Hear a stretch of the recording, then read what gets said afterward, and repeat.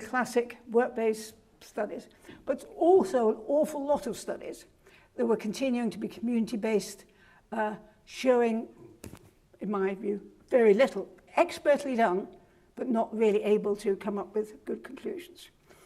There were also, as I say, lots of clever reanalyses, that was very good, and monthly systematic reviews. All of impeccable methodology, but do they actually tell us anything of any value? Okay, so now going on, that was a bit of a, not exactly a digression, but it was just putting this in context. So use of workplace studies in identifying new hazards. Yeah, and it's another, it's axiomatic when I started, remember 50 years ago, that all advances in occupational medicine came from the observation of a perceptive physician. Don't know if any of you have heard that or whether it's just me as being an older generation. But my first foray in a long time ago was from a perceptive physician. There's a guy called Jeff Wells, who was a SEMA, Senior Employment Medical Advisor, who noticed symptoms in those exposed to styrene in boat building and asked us to have a look at it. This is an awful slide, and there's another one later that's awful, but all you need to do is look at the shape. Okay, so I think you'd all agree that that line is going up. That's really all you need to get from that. What it was saying was, to me, very interesting, that people who didn't clear the metabolites of styrene during the weekend break did very badly the following Monday on a reaction time test. So they were slowed, and that was a very clear correlation with the mandelic acid in their urine at that time, in, I think, 3 different factors. It started with my interest in behavioural toxicology that only lasted about 10 years. Solvents, a lot of work we did, again, with Andy Povey on solvents and male infertility. Biomonitoring, toxicokinetics, still a lot of what I'm doing. Genetic polymorphisms, and again, we've done that both in Manchester and in Canada, looking at those and the effect on how sick people get from their workplace exposures, and of course, workplace studies. And this is just a slide which it's not my study, but just to tell you, yes, indeed, there were genetic polymorphisms that accounted for the slow excretion of mandelic acid. But it's just for the sake of completeness.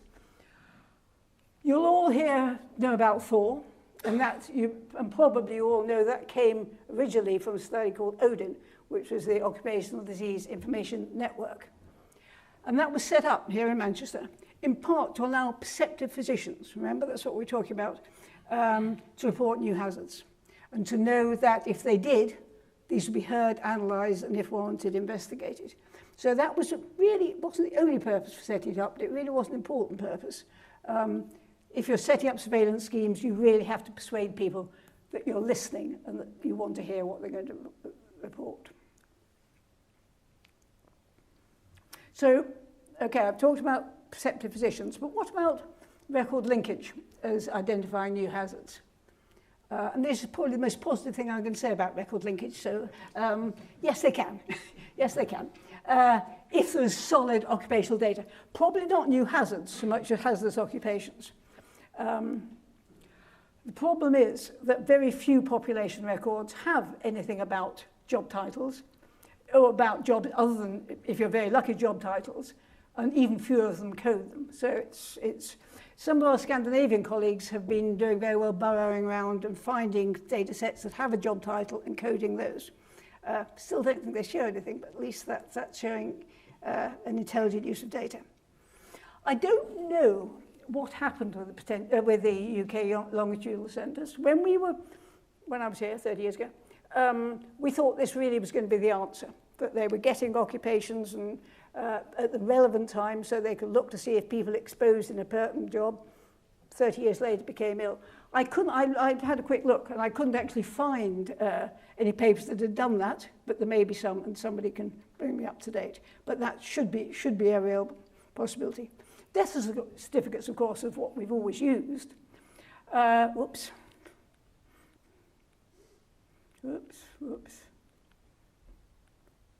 God, sorry.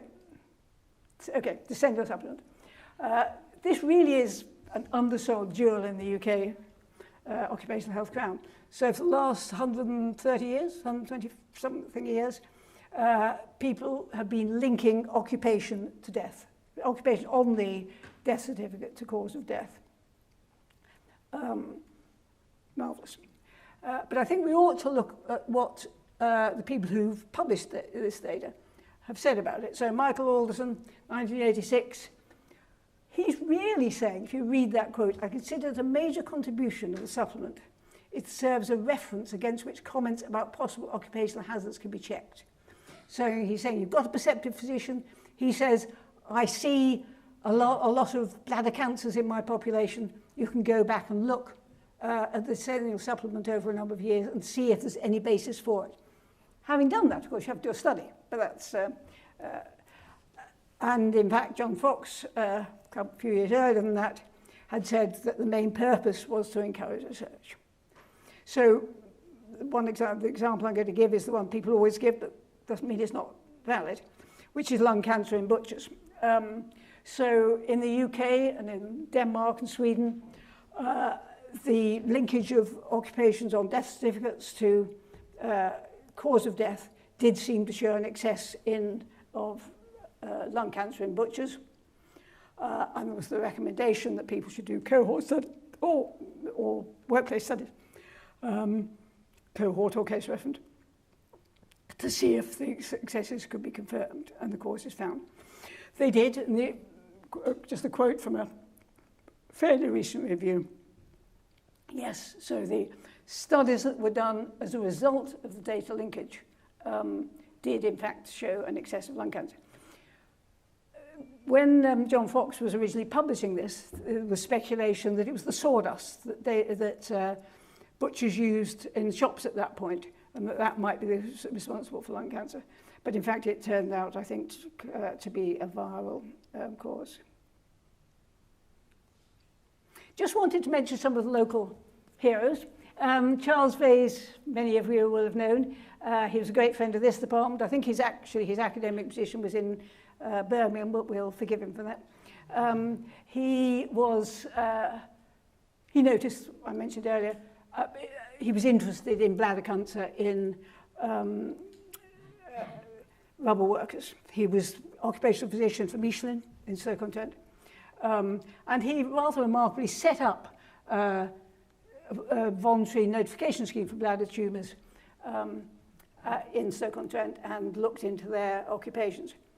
Now, in practice, that study, though it was exemplary, didn't show an excess of bladder cancer, but further they did much more joint work, and that did come, that perceptive physicians' suspicions were confirmed by workplace studies.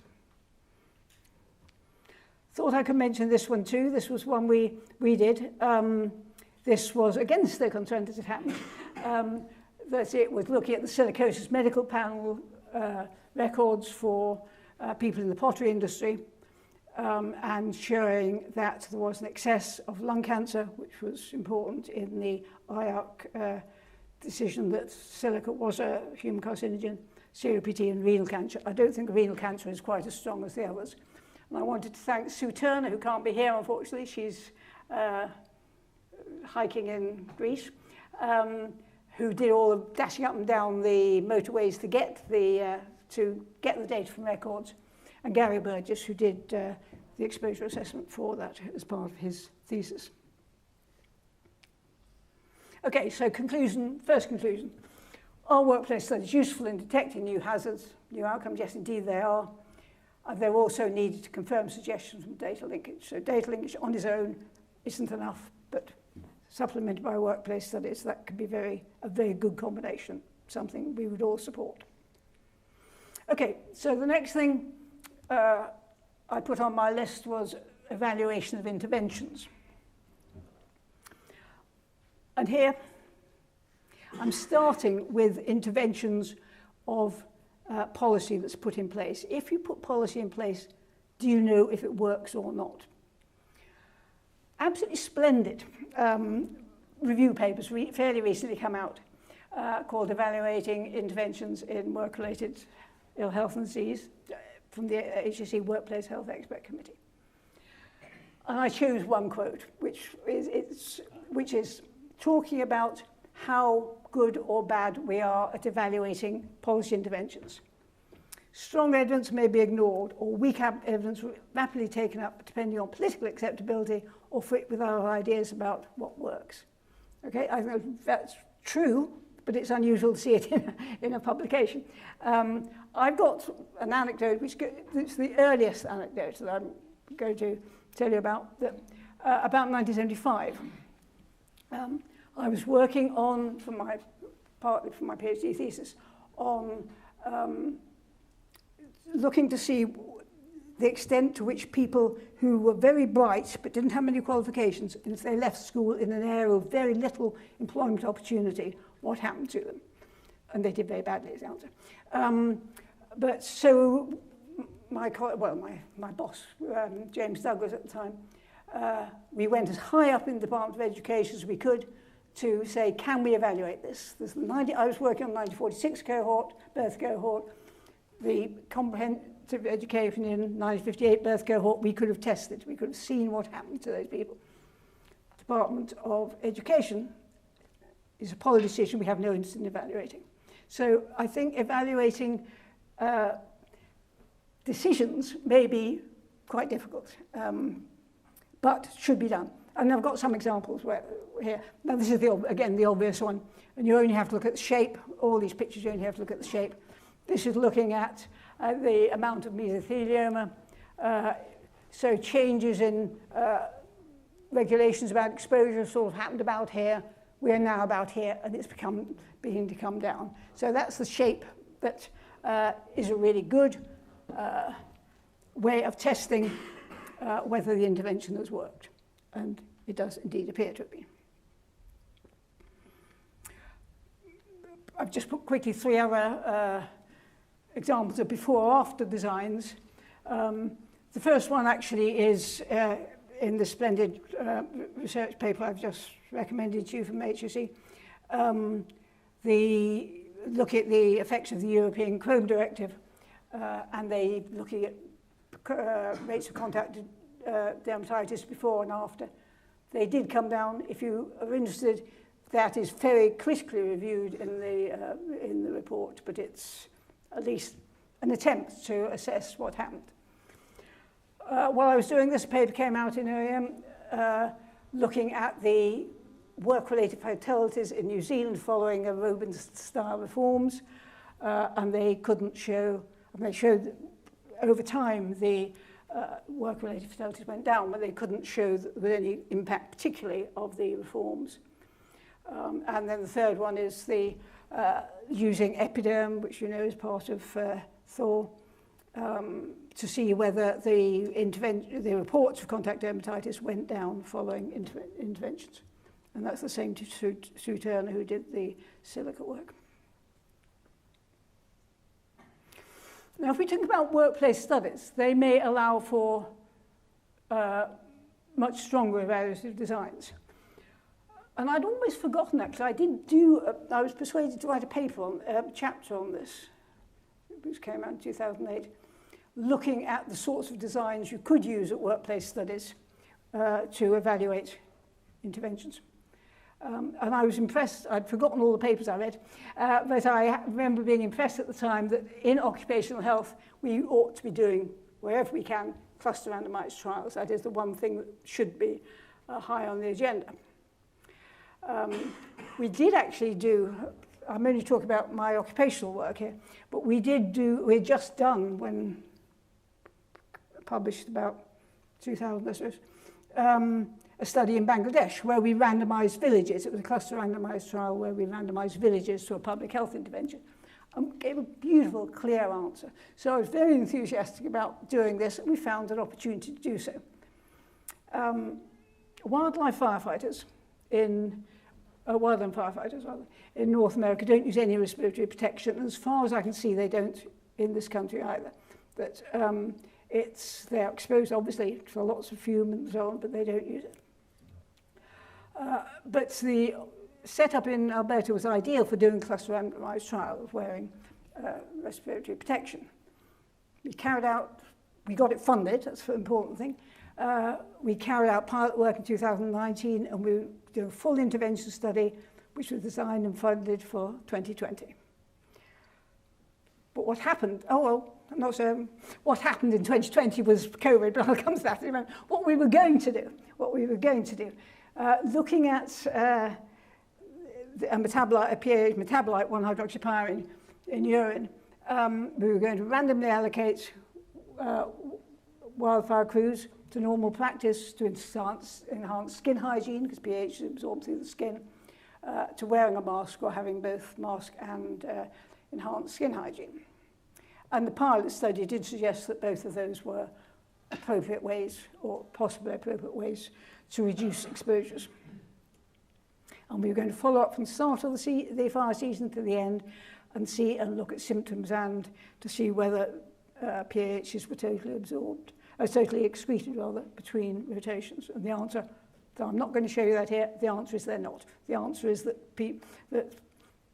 don't believe a word you hear about half-lives of PAHs. They're much longer than are published. But we'd only know that if we'd done a workplace study, so that's, it fits my thesis, and was in the 2-hour presentation. Okay, so what happened? We weren't able to do the really good cluster randomized trials, but we did approximate it when we managed to get into the field in the middle of 2021. So we could randomize crews within Alberta, and BC also wanted to get in, but here we randomized firefighters within crews, which is rather less good. And we only had 3 arms rather than 4. Normal practice, enhanced skin hygiene, or skin hygiene plus the discretionary use of a mask. I said it was discretionary because we didn't have time to do the education we would want if we were going to be doing a full trial about wearing a mask. So we just said, we've got to start next week, else we won't get anything done this year. So here's a mask, fit tested. You wear it when you think it's important. Okay, so that was part of the original protocol, but it was actually what we did in the end. And what did we find? Well, we found that they worked. I mean, this is the bottom line. We found that those who were allocated a mask for discretionary use absorbed less PAHs than the people who were in exactly the same jobs who didn't wear them. So that was really pretty good. Please me. And they also had fewer respiratory symptoms. So it was, and this is all coming out. This has all been accepted publication. It hasn't come out yet. Okay, so can workplace studies be used to evaluate interventions? The answer is absolutely they can. Yeah. So the third question, what about informing policy?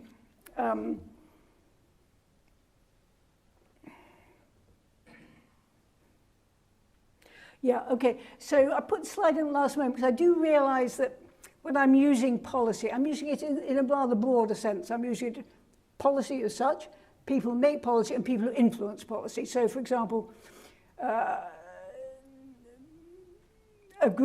employer or group of employers may not be making policy in the legal sense, but they are making decisions about their own workplace. Someone like NIOSH or IARC don't actually make policy, but they certainly influence policy by the decisions they make. So I'm using policy in a rather broader sense than just somebody sitting down and saying, in our jurisdiction, we will not allow.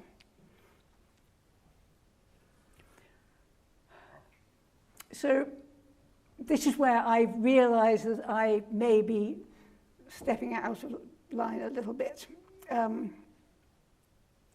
I think the first thing must be true. If you're going to make decisions, you need evidence. If you're going to make evidence-based decisions, you need evidence. And I think that's a bit, that's not controversial. I think I can only assume, I'm not a policymaker, that if you've got a systematic reviews, meta-analyses, giving a consistent story, that helps you make evidence-based decisions. I'm allergic to systematic reviews, I should say.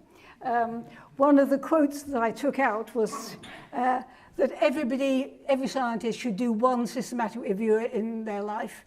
And then it goes on to say, but only one. They should then get on and do some real research.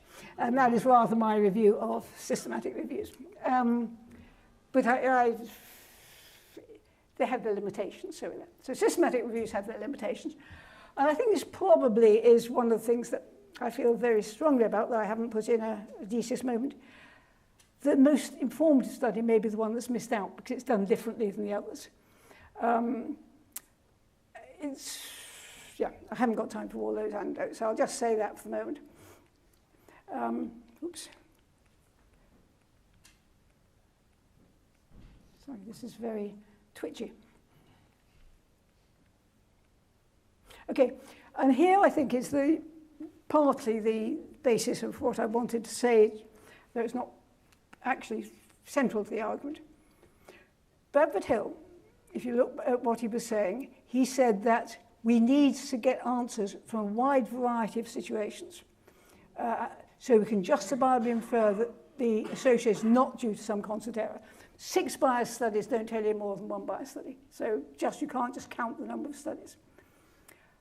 But I think there is now some pressure for conformity, saying, why don't we all do it the same way, and then we'll be able to do systematic reviews and meta-analysis without any problems. And I think that's wrong. I think that is one of the problems when we used to have meetings, and we used to go to EFICO meetings or whatever, there'll be little workshops saying, people across Europe, how can we ask the questions in the same way, and so on. I think it's dangerous. Now, I saw that Jos Verbeek had given the Lane lecture not very long ago. I wasn't there. But he has done an enormous amount to promote systematic reviews in occupational health. I was a bit shocked to see that there were now 157 reviews. Again, when I was teaching, I would get there were about 20 systematic reviews at that point. I would get the students to choose one question that interested them, go away, read the systematic review, and come back and report to us what they found. And they all reported the same sort. These 2 I've got here were ones I genuinely, these were genuinely ones that I was interested in. I haven't picked out the worst ones. I was interested in non-drug interventions. If you get jet lag, which I do quite a lot, you're interested in non-drug interventions. Amazing, they found 17 randomized controlled trials, but the quality was between low and very low. Okay. The next one I looked at, because that was again of real interest to me, because we're doing work with COVID, we screened more than 13,000 reports and included 1 study. So, though absolutely we applaud the idea of doing systematic reviews, and they may indeed help policymakers, but only if there's a range of good workplace studies of different designs. And if there is only a handful of studies that bear up, 17 or 1, aren't the policy makers better reading those reports themselves than getting some factory to turn out a systematic review? When I say a factory, it's a bit harsh, but I have a colleague who has a team of students who turn out systematic reviews. They don't understand what they're doing, they just know there's a checklist, a Cochrane-type checklist, and they do that. But they don't have the knowledge to say that is a good study and that's a bad study. Scoping reviews I've come rather keen on. I used the expression earlier. I think scoping reviews can be quite useful. And that just says that there are these 30 studies, 5 of them looked at this, 10 looked at that, and 15 looked at something else. That could be quite useful. Just wanted to have a very quick, given the time, comment on the use of IAC's fairly recent decision to look at key characteristics. IARC, as you know, is the International Agency for Research on Cancer, and it's very, very influential. If it says something as a human carcinogen, that result has implications around the world.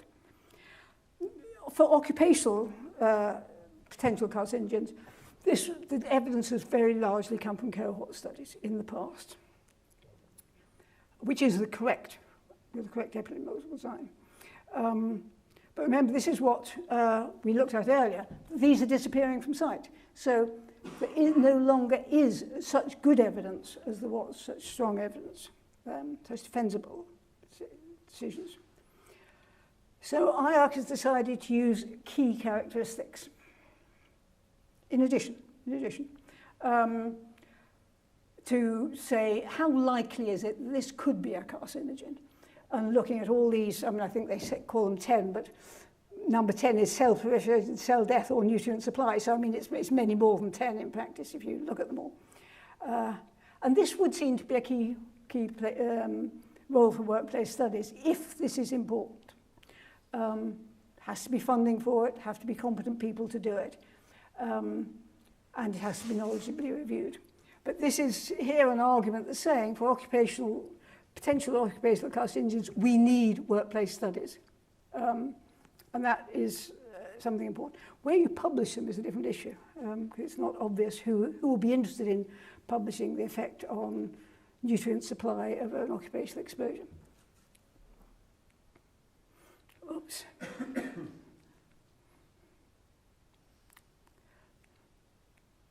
Okay, that's where we got to.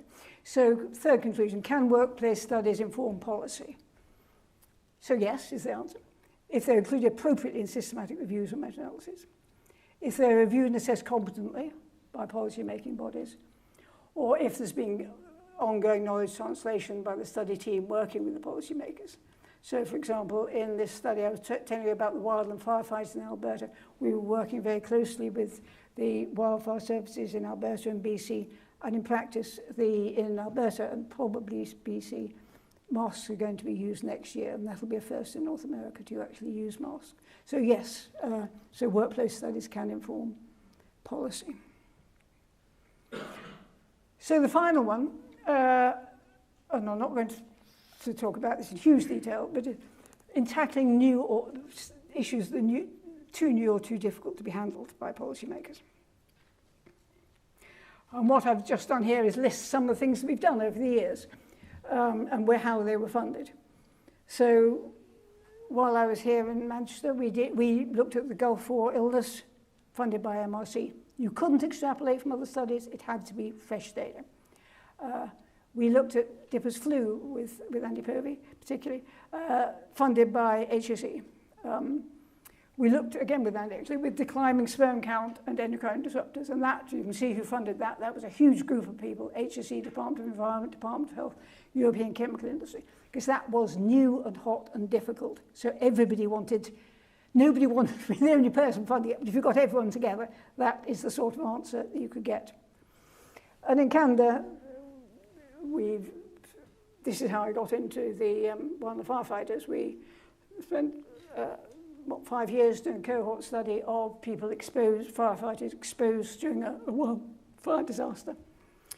And that was funded by CIHR, which is the equivalent of the NIH or the MRC. And we also got money from them for the study of COVID-19 healthcare workers.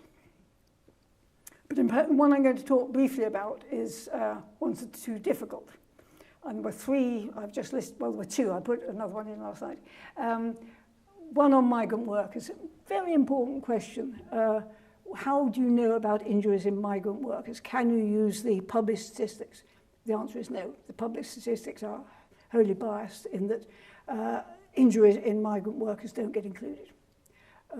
Baker's is the one I put in last night, because it's been published this week, and this was the bread manufacturers in Alberta wanting to raise, not lower, to raise the level so people could be exposed to more. So in order to put that on hold, as it were, they funded a study. That's one. The one I'm going to talk about is pregnant welders, which was also funded by CIHR. And the question is the fetus at risk if a woman works during pregnancy? And if so, which exposure need to be addressed? And here the perceptive physician was in fact a female weld instructor. She was getting more and more female welders, and she noticed that some of them were pregnant. She was concerned about it. And this is difficult for policy makers because it's a conflict, if you like, a precautionary principle Of course, welding must be bad for the fetus and stopping women working as well. So it really was quite a tricky one for the policymakers. Just tell you a little bit more about it. This is Alberta. This is where I am. This is where the Rockies are, which is why I've spent a lot of time in Alberta. And this here in Fort McMurray is the place where the perceptive welding structure was based. And that's, if you see, it's in a massive brown, and that are the oil fields in Alberta. And there's a huge shortage of skilled tradesmen to work there. That's why I did the migrant worker study up there as well. And women, it's a sort of Wild West town. And in a Wild West town, you need lots of hospitality workers, which isn't quite what you think I mean. But I mean people who work in bars and change sheets and so on.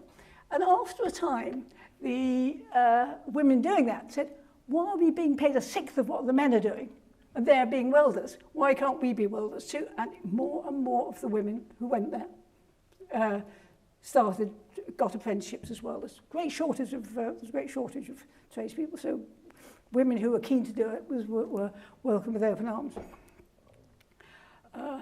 Okay, we needn't really go into this. I'm just going to very slightly just show you what's involved in a so-called workplace study.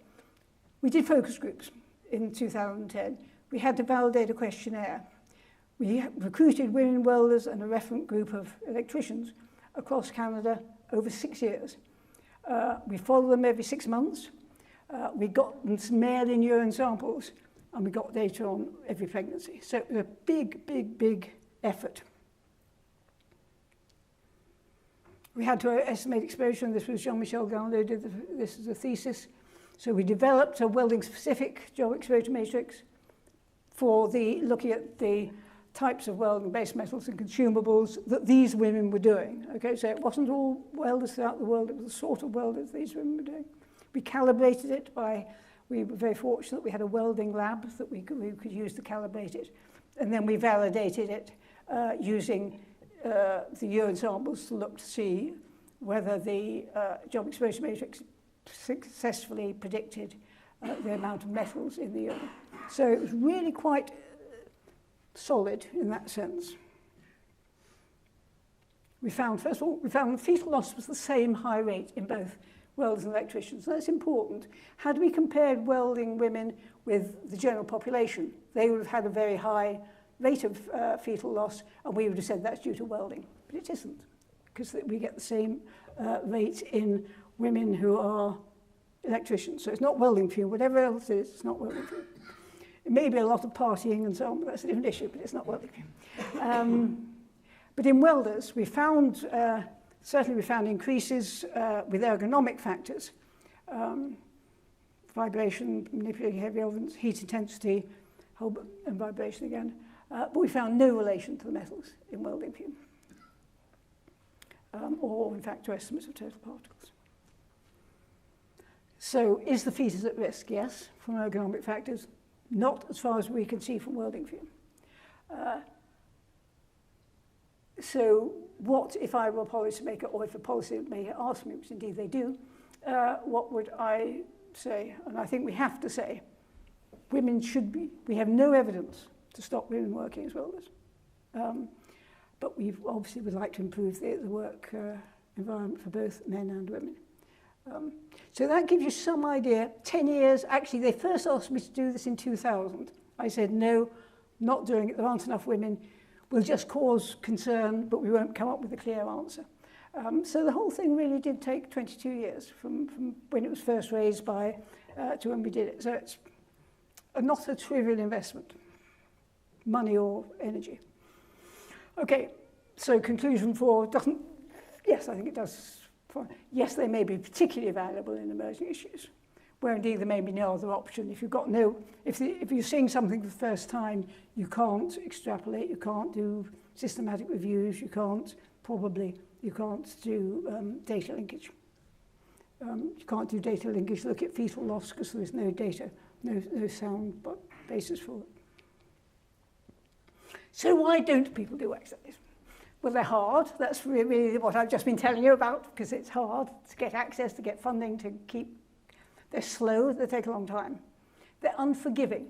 If you're doing a systematic review, you could say, oh, stupid people did bad studies. If it's your study, you haven't got anything to fall back on. Okay, so the last three are a bit less obvious. I talked, when I get the opportunity, to many occupational health researchers who never seem to have really been in a workplace. I mean, they are so busy sitting at their desks doing data linkage studies or whatever that they don't actually have the basis for doing workplace studies. It is very tempting, obviously, to get quick papers out, so you get your promotion or your tenure or whatever it is. And I think perhaps, again, talking to young people, they don't really have any expectation they're going to do workplace studies. That's not what they see themselves as being there for. I put we here. I'm going to change this to I. So what would I have missed out by not doing stuff at the workplace?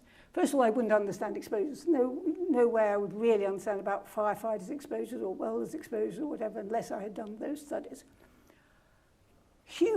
A huge part of doing this sort of research is you get to know the workers, you get to know why they're there, what they're doing. By doing these sorts of studies, you build alliances to which you can use to influence workplace health and teamwork with local occupational health practitioners. These sorts of studies require skills that you can't get from books. So if you don't do them, you don't develop those. We may completely miss new hazards. I think particularly when hazards that arise when processes change. We all know what people do.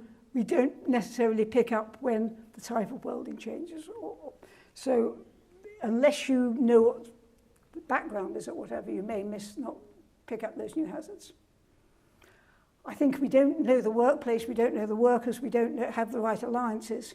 We've got no credibility in suggesting and evaluating mitigations. The last one, I think, is more difficult to explain to you because it's really a gut feeling rather than anything else. We used to think that the best occupational physicians were those who went into occupational medicine because their father had died of lung cancer from coal mining, or because they were family practitioners who had seen people coming in for a particular factory. And I think when I started, we felt the responsibility to workers. I think that is less clear now. I say regulators, it may not be regulators, it may be to the research institute they work in, it may be to their profession, so they may feel the responsibility as to occupational hygiene rather than the workers. But I think there's some truth in that. I'm not pressing it too much, but I think there's some truth that if we don't work with workers, our sense of responsibility may shift. So that was the question, wasn't it? So have workplace studies had their day? I left this blank for a long, long time. And then I cheated. I changed the question. So are workplace studies still needed? That is much, much easier to answer. And I'm saying, and that's based on what I've been saying, I don't think there's any other credible source of data. You may be able to search around and scrape up some data, but I don't think there's any other credible source of data apart from workplace studies. The community-based data linkage studies, I've done a lot of them. They had lots of promise, but they just don't come up with answers that are useful. And the other three, we're saying the key characteristics, the systematic reviews, the meta-analysis, all depend on the best workplace studies being there. They're useful summaries of workplace studies, but they don't exist without them. So we do need them, and we need them to be done well.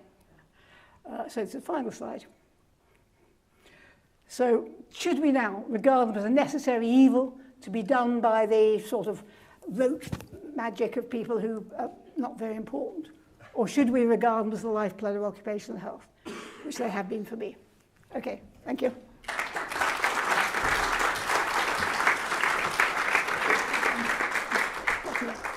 Thank you. That was excellent. Really, really interesting. And I believe there was a job earlier with the Cochrane reviews. I guess you won't be going for that. We were actually kind of we were actually involved in that paper on COVID. Okay, yeah. And Were you the one study that was chosen? I think there's a few. I think there's a few people in the audience who were co-authors on that. Yeah, good. We had a lot of discussions. I kind of stepped back a little bit after a while, because it was not just the fact that there wasn't any studies. It was actually the criteria by which you said, well, these are the studies that we include. So they actually kind of, I think, incorrectly ignored quite a lot of evidence. Well, that's sort of what I'm saying. That's what I'm saying. Yeah, sure. Wasn't necessarily fitting within the intelligent interpretation of what we're looking for. Yeah. So I think that was interesting. Are there any questions, comments from the audience? We've got some mics. So. Here in the front, Bill. Nicola, lovely to see you back in Manchester. Yes, absolutely. Great to see you. Yeah. And thank you for a really thought-provoking lecture. I'm going to pick 2 sentences from 2 slides that you put up and try and wrap my questions around them. Excellent. The first one was that policymakers need evidence to make evidence-based decisions. Yep. And the second one was that there should be ongoing knowledge translation by the study team working with policymakers. Yep. My first question is, should it be more about policymakers must use evidence rather than need evidence, and the role of the scientists to translate that evidence to make him understand? Yeah, the first quote you make was rather carefully chosen, the wording. It said, to make evidence-based decisions, they need evidence. Sure. I wasn't saying that they necessarily make evidence-based decisions, but if they're going to call it that, they need the evidence, yeah. But certainly, yes, what policymakers working with is to interpret is what we need. Yeah. Thank you. Got a second question, Dave. Thanks for the really interesting lecture, Nicola. Yeah, I can do, yeah. I'm Richard Kirkham, Deputy Director of the Institute. Really interested in the policy evaluation question, because the last piece of analysis done by the Prime Minister's implementation unit identified only 8% of government major projects were subject to any form of... I can believe it, yeah. So the kind of 400 billion spend, that is quite worrying. Yeah. So in kind of future political manifestos that we will be asked to kind of look at, do you think the public can be confident that the policy that's often laid out in manifestos has been developed with sufficient respect to the evidence base that we academics and others in the civil service, government and science profession produce? I think there are 2 issues on there. Has evidence been used in making the policy? And I hope the answer is probably, or possibly. Has it been used in evaluating it? Very seldom, I think, is probably. You say 8%, yeah. And do we know the results of the 8%? Did they suggest it had been useful or not? There is a task force in Treasury that's apparently looking at that. But the political cycles are a key issue here, aren't they? Because often interventions of this nature takes 2 to 3 electoral cycles to realise benefits. And I think this is the huge challenge, isn't it? Is how do you kind of track those over successive parliaments? Absolutely huge. Yeah. Thank you very much.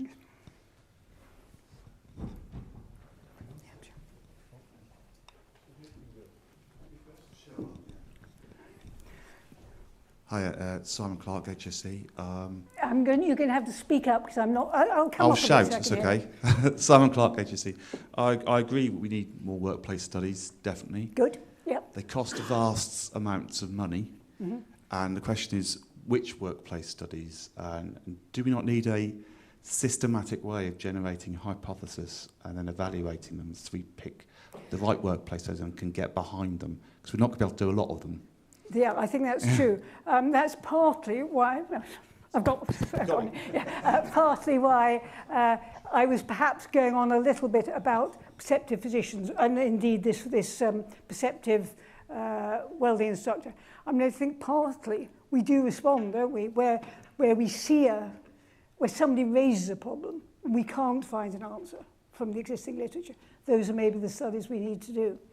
I think more the systematic way rather than Systematic would be great. ad hoc way. Systematic would be really, really good, yeah. But somebody has to recognise that the existing data is inadequate. And there's not a great deal of appetite for that. I'm more the fan of data linkage, I think that might solve that problem. So, Nicola, I'm Anisa Smile from General Practice and was tangentially involved in Thor. Yeah.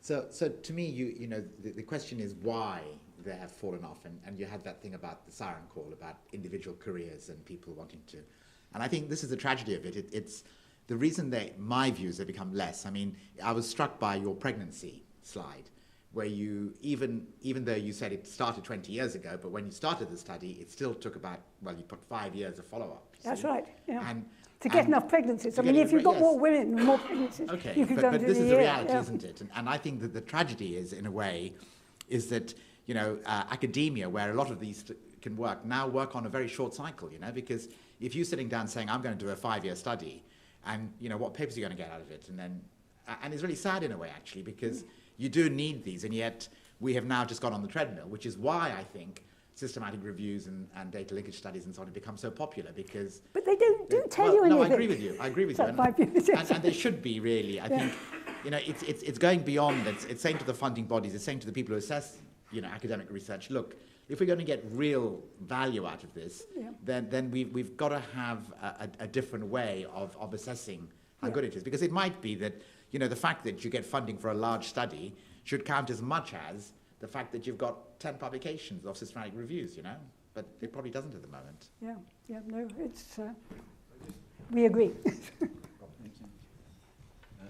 Robert Boyd. Nicola, having had the privilege of being involved in your appointment here, I just want to comment what a fantastic lecture that was. It makes me feel we've made exactly the right decision. Very nice. That's very nice. But I've also got a question. Okay, this is the last bit. Adding to your 22-year study of the firefighter, of the welders, do you have any plans to follow up the fetuses to see whether 5 years downstream they're developmentally related to their metal exposure? That is a very important question. And the answer is we didn't get consent for that. So, and going back, these women are sometimes very difficult to follow. I don't think it's realistic at this point to do that. I agree it should have been done. We should have done it. I never really believed this study would get off the ground. I mean, I was always enthusiastic about it. And the fact that we did actually, in the end, get 250 pregnancies or whatever was great. We should have followed up. Mind you, you'd need more than 250 babies probably to show anything. You might find some of your lines against the metal densities in the urine and the cognitive achievement. Yes, that would indeed, that would have been very nice. But we didn't do it. Yeah. Nicola, thank you very much for a fascinating and really insightful presentation. I'm Andrew Curran. I'm HSE's Chief Scientific Advisor and Director of Research, and also lead the Thomas Ashton Institute with Neil. I think you've highlighted a number of issues in the presentation, and what I'm really interested in is whether those issues in themselves are pointing to systemic failures within our system. So, for example, to have perceptive physicians, you need enough physicians with the right training and the skills to make those observations. And I do wonder if the world of 20, 30 years ago is very different today, yes, where we don't have as many occupational physicians. We don't have occupational physicians anymore, basically. Exactly. Yeah.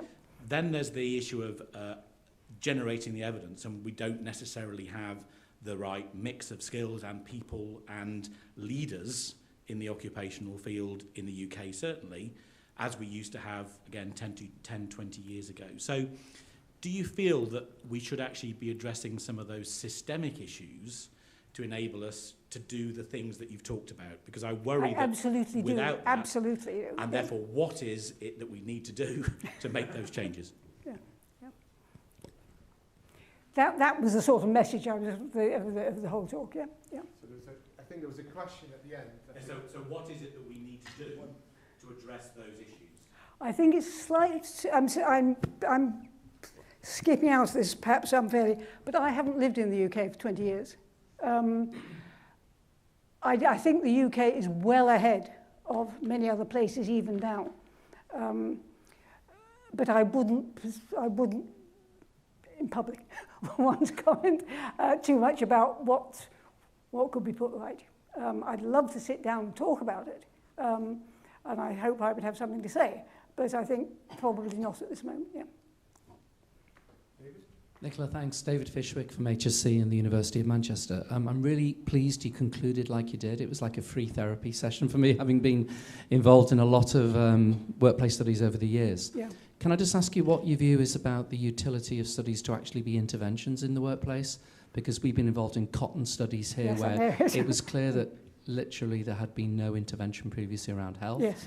And conversely, in New Zealand, we've been involved in welding studies where we went in and studied the workplace and they took all the RPE and the local exhaust ventilation out for random reasons. So what's the power of the study to actually intervene positively?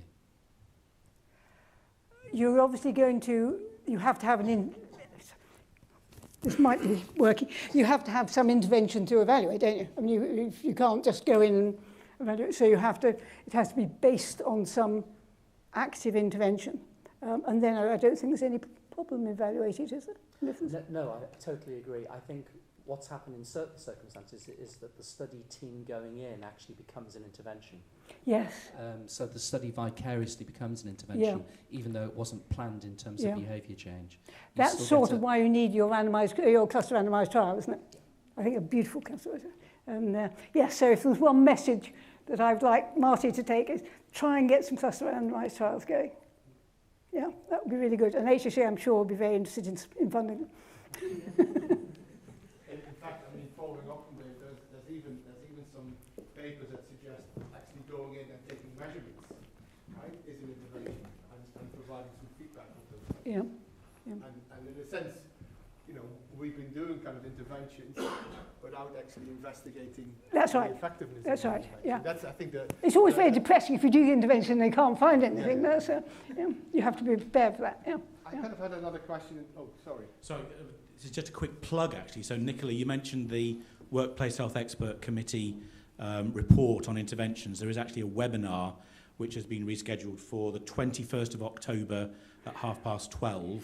Tickets available through Eventbrite. So if people will be interested in hearing the authors of that report talking a bit more about what they did, that is available for booking now. It's a really good report. It's really interesting. Yeah. Particularly the first part, actually, was rather than the second. But yeah, so I'd hoped, in fact, the webinar would happen before this, so I could quote it. But as you say, it has been rescheduled, and it's Paul Cullinan who's leading it, I think. Yeah. I wanted to kind of ask a little bit about, do we need to kind of change our kind of, or have we had to adapt our kind of methodologies? I mean, when I came into occupational health epidemiology, I think one of the earliest studies that I did my PhD on was you went into 20 carbon black factories. That's right, absolutely. You had in each factory across Europe, in each factory you had 300-400 people working, highly exposed, or to quite a unique exposure that didn't occur anywhere else. Yeah. So you had basically a very good experiment. Yeah. Right? Not experiment. Experiment's not the right word. No. But in investigation. Investigation. Yeah, sure. The exposure assessment was easy because they're all, you could see they were black, basically literally black. So you could say, well, he's high exposure. He's got more exposure than that one. Yeah, sure. Basically by just looking at them. Yeah. Right? So it was very simple. So, I mean, wildland firefighters are much the same.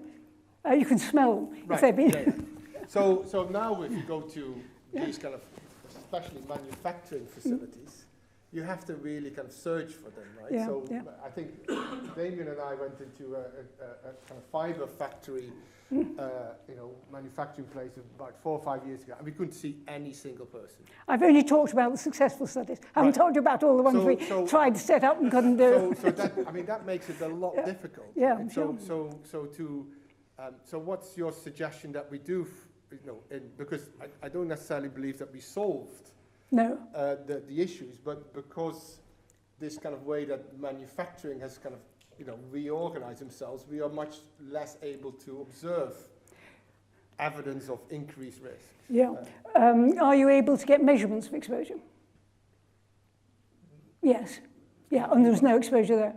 No, I mean, obviously you can go in and get measured, but in a sense, if you want to look at association between exposure and the risk, you need You need some exposure. You need exposure, and you need significant number of people. That's right. Power. That's a problem. It's a power. Often it's a power issue. Yeah. I mean, if you like, this was the criticism of the pregnancy in welders, but you only had 250 pregnancies. How would you know if you hadn't had 2,000? You wouldn't have found something. Yeah. Now you have to say, we've got data on 250. Yeah. You have to interpret. Our interpretation is. Yeah. So do you think I realise that when you say workplace studies, that you don't necessarily mean exactly workplace studies, but because you kind of like identified also kind of studies where you do it kind of like you recruit people through different means, yes, but then you focus on exposure. I think individual exposure, studies that don't look at individual exposures are probably not worth the time, the effort put into them. Yeah. And that's challenging, obviously, when you look at pregnancies and other kind of like. That's right. Yeah. Any other questions from the floor? Yep. I can't hear this one. Simon Clark, you talk a lot about sort of what is traditional workplace exposures. Can you say something about sort of more subjective exposures, such as psychosocial working conditions, mental health, and things like that, and their relationship? I couldn't quite hear the question. Can you? We talked a lot about kind of traditional kind of chemicals and other kind of hazards. What about the psychosocial? Yeah. Subjective kind of. My background, some people here will know, not all, was as a psychologist. So I have done, again, I've selected the studies to talk about.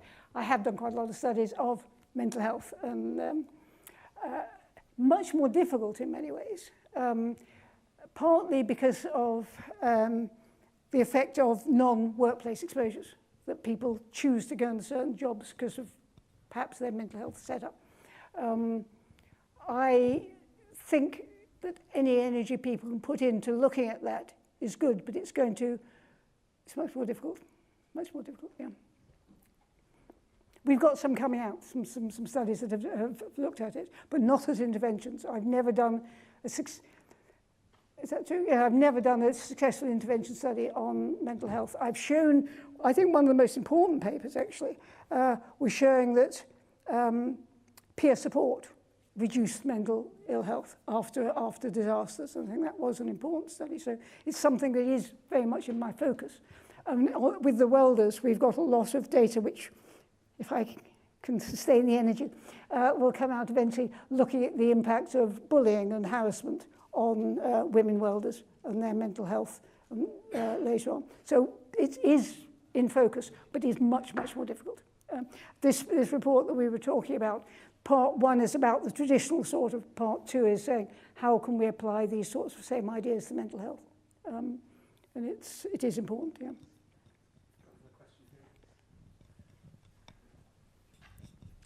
Hi, my name's Rakesh Maharaj, and I'm an occupational health and safety practitioner on the ground. So there are some nice occupational health physicians. So I come from within the workplace in many respects. Professor Cherry, an excellent presentation. It reminded me of all of those years ago when I embarked upon an early academic career in occupational epidemiology, but decided to leave it because I was a young, broke student and needed to find a way to earn money easily. But nonetheless, on a more serious note, the female welder study seems to be very popular today, doesn't it? I'm quite curious as to how you've been able to establish a causative relationship between ergonomics and increased fetal loss versus any welding fume, or was the relationship correlative rather than causative? Particularly given that ergonomics is quite difficult to ascribe to any particular a particular health effect like fetal loss. Okay, so the question was about how you establish a causative relationship between ergonomic factors and the fetal loss. And fetal loss. Whether you were able to kind of like establish a causal. Causality is always very difficult, isn't it? We were certainly able to show that people who were in types of welding that had higher ergonomic demands were more likely to have miscarriages. By fetal loss, we're essentially talking about miscarriages. And there is quite a lot of other data from other industries that support that. It's debated. David Kong did a review a few years ago in which he thought that maybe it wasn't as clear as it should be, but we found it. So it's if you, just going back to this whole idea of interventions and so on, in theory, we would now do a cluster randomized trial, wouldn't we, in which we went in and intervened in some welding situations and waited a year and then intervened in the other, in another lot and see if conceptions in the ones we had intervened in were more likely to go to term than the others. So that would be a beautiful study to do. And that's what we thought, the sort of question we should be trying to answer. But as someone was saying, there are a lot of questions out there. How do we prioritize them? And there are no absolutely clear answers. But some of them are really interesting. And I think the welding in pregnancy was a really interesting one because of the pressure that was being put on to exclude women. I presented this data. There's a thing called the International Institute of Welding, which is an ILO organisation. And they have a health and safety committee, and the chair of that, who happens to be a German, said, all very well, we just don't let women do it. You know, I don't know why you're doing the study. Clearly it is wrong. We don't let women weld when they might be pregnant. So yeah, so these questions are really quite complicated. Yeah. I was kind of interested in your comment. Was that a comment? No. I was kind of interested in your comment about that you were against kind of almost standardized kind of protocols to repeat the same study over and over again and then use meta-analysis to come up with a kind of, you know, a narrower confidence. Yeah, I think, yeah, I'm not against meta-analyses. I think if you've got a range of studies and they all come up with the same answer, done by different methods, it may then be appropriate to do a meta-analysis of those that you can. So I was wondering what your thoughts are about, because we're I think next week we're going to embark on something that's called an exercise about triangulation. So rather than doing a kind of like a meta-analysis, we're getting a group of people together in a room, starting to and these are studies about COVID and work and COVID, and we're trying to kind of understand, you know, the designs and the biases within these studies, and then trying to kind of see whether actually looking at the anything comes through that might be true. Yes? Well, exactly, because in a sense, if you have different studies that have different biases in different directions, and they might still show the same picture, you might be, you might have more bigger confidence that results. So what have you experienced in those kind of exercises? I'm just going, remember I said very careful wording again, the intelligent interpretation of data. And I think that's what you're saying, which we need to look at it intelligently, understanding the biases. We as people who actually did it, rather than a troop of people who are just looking at what's been published. Yes, it's much more difficult to convince a journal, for example, to publish that. So, I mean, it may be very useful for HSE or whatever. It doesn't have to be published. I mean, this idea that everything has to be published before it's of any value. But if a group of people who've done the work get together and come up with conclusions, I think that is really valuable, and people should listen to it. Yeah. Yeah, so do it. Yes. Any other comments? Yes. Elsa. Thanks. Elsa Donnelly, just an interested layperson. If the rate of miscarriage is equally high in female welders and female electricians, are you going to do any work on female electricians and do the same issues arise as for the welders? We have actually published on miscarriage in welders and electricians. Welders, they don't have the same exposures, but in practice, our welders, our electricians, had greater rates of miscarriage if they were working very long hours or very long days without a break. So the risk factors for the electricians were different, but the outcome was roughly the same. And the only point I was making there is, if you like, goes back to the footnote I put on talk about false negatives or false positives. So you can get false positives if you don't have the correct reference group. That's really all I was trying to make the point there. Policy implications? policy implications if you have false conclusions. Yeah. Sorry, what I meant was, does it raise the same issues for the female electricians of gender equality and all the rest of it? Yeah, I think talking to this audience, maybe less so, because I don't think that in this country you've got the same sort of Wild West conditions. It certainly did for my policymakers, but I suspect here that it is less of an issue. Yeah. But we didn't find any exposures in elections either that caused them to miscarry, other than the ergonomic ones. Yeah. We've got another question just here. Thank you. This is perhaps more of a comment rather than a question. Given the fact that I appear to be representing industry here in the room more by default rather than intent, I would like to say that there is definitely a need for increased workplace studies, particularly within industry today. Industry is beginning to lose touch of how to undertake interventions in a robust way through proper data analysis, understanding real contributory factors and being able to exclude confounding variables. There are the particular casualty at the moment is the efficacy of occupational health services within industry. And we see this unfortunately rear its ugly head when people are suffering with long-term illnesses post a long period of being employed in a hazardous industry. I think this is a real issue that does need to be addressed quite proactively. And the reason I'm mentioning it is because I know that the HSE is present in the room today.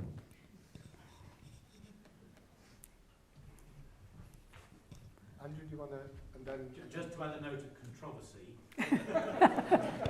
really pleased to hear that, and also would therefore expect industry to put some money into doing those studies, because it's not just the regulator's job to fund that kind of work, it's also those people who create the risks and cause the issues for those people who are exposed to them. So yes, very pleased that industry will be funding some work in this space. As long as they're provided with amnesty, I think. I think Sarah? Yeah, hi, sorry, I'm Sarah Rhodes. I'm a biostatistician and quite new to occupational health. And so I'm more interested in the firefighters than the welders. And I was wondering how hard it was to convince the funders, the kind of regulatory bodies around firefighters and the workers themselves. Who was it hardest to convince and how did you do it? Because I get the feeling that people are quite reluctant to randomise in occupational health. I think randomising...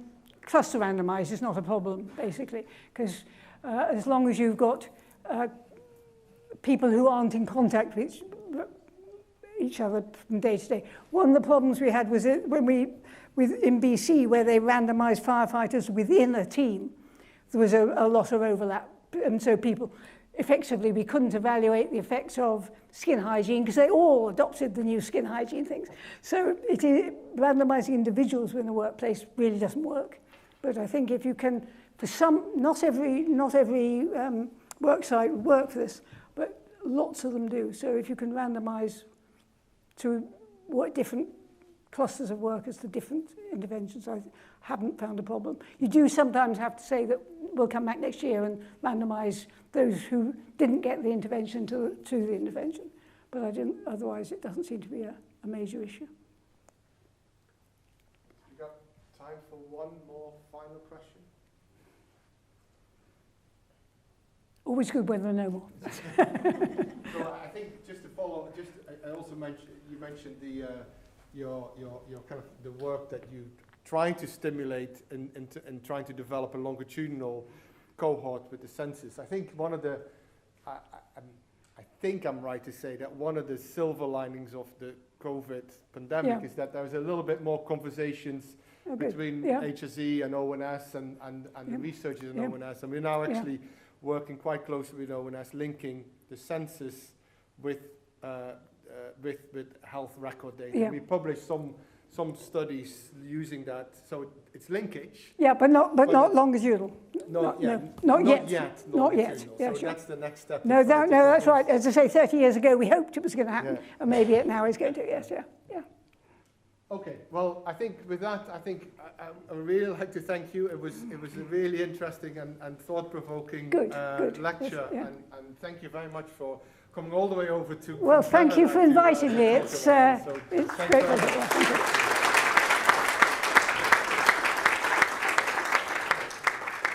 So we'll now have about 4 or 5 minutes to leave this room and then go downstairs to the ground floor. Yeah, where there's refreshments. But there's a few refreshments in the rooms. So I think it's in the centre. It is, yeah, the foyer area where you come into the building.